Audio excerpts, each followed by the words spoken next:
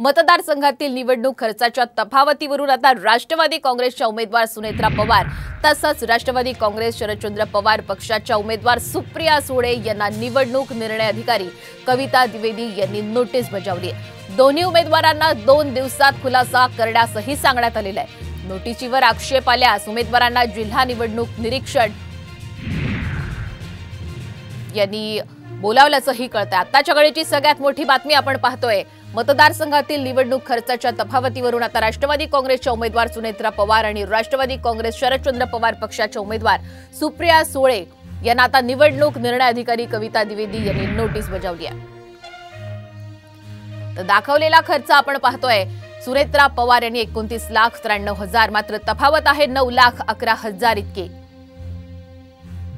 दुसरीकडे सुप्रिया सुळे यांनी दाखवलेला खर्च 37,23,610 तफावत आढळते 1,03,449 इतकी।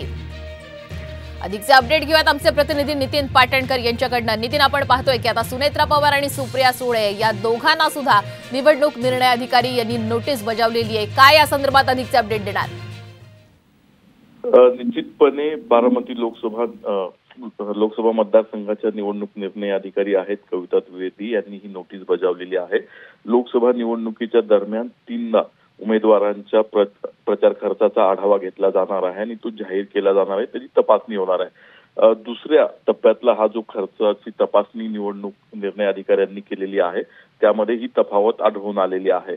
सुप्रिया सुळे यांचे जे प्रतिनिधी आहेत त्यांनी ही तफावत मान्य केलेली आहे आणि ती त्यांच्या खर्चामध्ये वाढ म्हणून दाखवली जाईल। मात्र सुनेत्रा पवार यांचे जे प्रतिनिधी आहेत त्यांनी ही तफावत अमान्य केलेली आहे।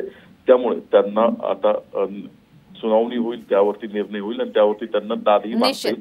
जर निवडणूक निर्णय अधिकाऱ्यांना तो मान्य नसेल तर निवडणूक निर्णय अधिकारी देखील दाद मागू शकतात। धन्यवाद नितीन, आपण दिलेल्या संपूर्ण अपडेट बद्दल। तर निवडणूक खर्च या संदर्भामध्ये आता निवडणूक अधिकाऱ्यांनी दोघांनाही नोटीस बजावली आहे।